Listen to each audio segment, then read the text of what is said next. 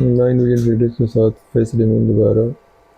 आज interest rate का जो भी डिसीजन है उसका इम्पैक्ट देखते हैं। सबसे पहले ये यूरो है, अपने उसी एरियाज़ में आया जिस तरह एंटिसिपेटेड था।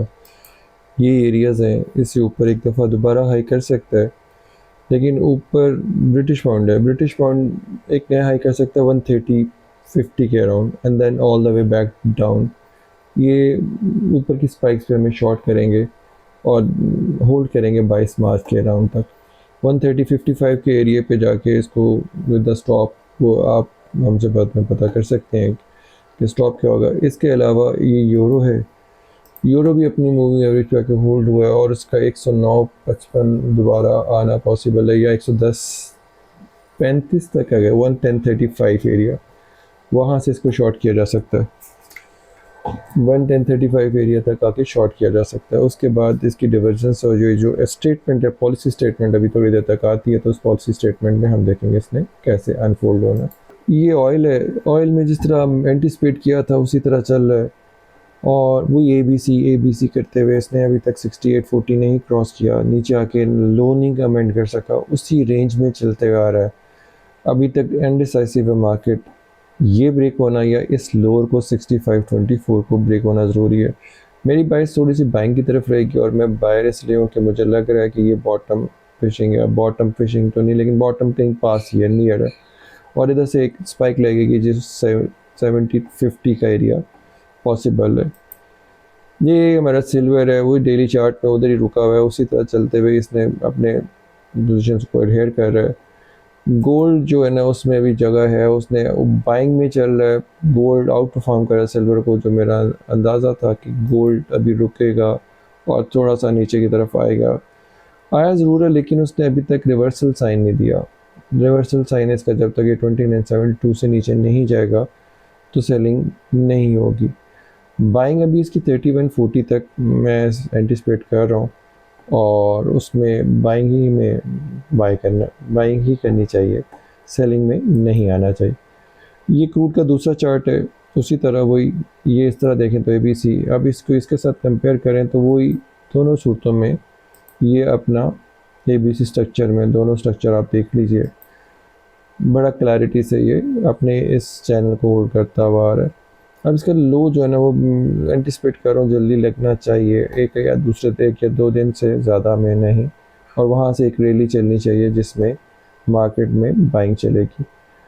ऑयल का वही 6840 का जो शू से कह रहे हैं कि 6840, और गोल्ड का है 2971 से नीचे क्लोज होगा तो मार्केट का डायरेक्शन चल होगा। सिल्वर में हम 3280 का इंतज़ार करेंगे, 33 के पास से हल्का सा स्केल ट्रेड करके बाय करेंगे और उसको फिर नए हाई के ऊपर लेके जाएंगे, और अंदाज़ा है कि 37 प्लस आ जाना चाहिए, और इवन 41 भी एक्सपेक्ट कर रहे हैं। GBP में एक नया हाई पे शॉर्ट बनता है, और यूरो में भी हम इधर से थोड़ा सा बायर, लेकिन छोटी लॉट के साथ, बड़ी लॉट से नहीं, जो आप पोजीशन करते हैं उसका 30% आप रिस्क लेंगे।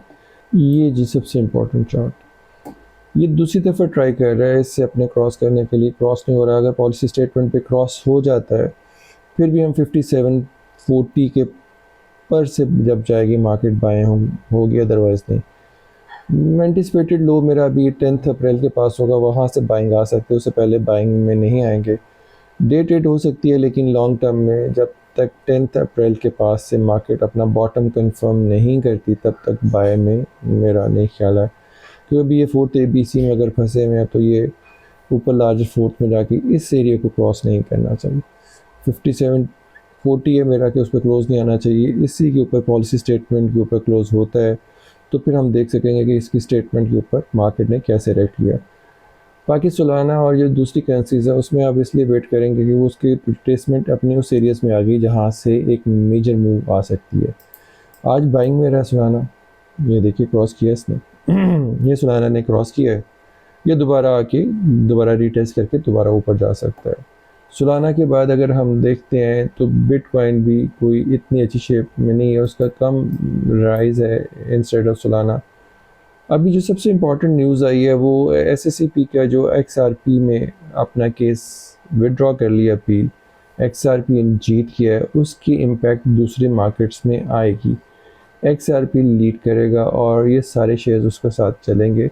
क्योंकि एक बड़ी मेजर फैक्टर है XRP का कि उसका जो केस जीत लिया उसने। XRP में अब जो डिसेंट्रलाइज्ड है उसमें इसको मैं समझता हूँ कि आने वाले टाइम में इसी साल में शायद ये $11 तक आ जाएगा और वहाँ तक इसको होल्ड करना बनता है। ये दूसरी स्टॉक्स को आउट परफॉर्म करेगा और चीज़ों को लेके चलेगा। गोल्ड का अभी हम सेलर नहीं है, सिल्वर में बाई के लिए वेट करेंगे।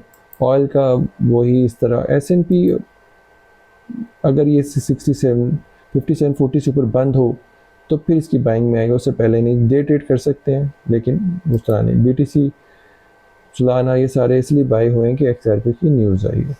अब पॉलिसी स्टेटमेंट के बाद देखते हैं कि ऐसे मार्केट अनफोल्ड होती है, लेकिन बाइस्ड मेरी अभी तक गोल्ड और सिल्वर में बाइंग की है। गोल्ड का थोड़ा सा वेट करेंगे, इस जगह पे बाई नहीं करूँगा, थोड़ा सा वेट करूँगा कि करेक्शन कर ले। और सिल्वर का 33 के अराउंड 32.85 वहाँ से बाइंग करके फिर इसको 35 के ब्रेकआउट पे करेंगे। ऑयल का भी वही 68.40 या 65.20 इसके बीच में डे ट्रेड हो सकती है, पोजीशन ट्रेड नहीं हो सकती। बाकी का जो यूरो और GBP है वो भी डिस्कस कर लिए हैं। अब इन चीज़ों को डिस्कस करके बाकी चीज़ें दोबारा ऐड करेंगे, जिसमें बैंक निफ्टी और दूसरी चीज़ें ऐड करते जाएंगे आस्ता आस्ता। चाइना का भी, कुछ इंडिविजुअल स्टॉक्स भी, कमोडिटीज़ भी, कॉटन भी, ये सारा इवेंचुअली ऐड करेंगे और उसको अपने प्रॉस्पेक्ट को बड़ा करेंगे। आपको जो चीज़ चाहिए होगी आप ज़रूर बताइए। अभी तक के लिए इतना ही। माइंड विजन ट्रेडर्स की तरफ से खुदा हाफिज़। कल मिलते हैं जैसे मार्केट अनफोल्ड हो।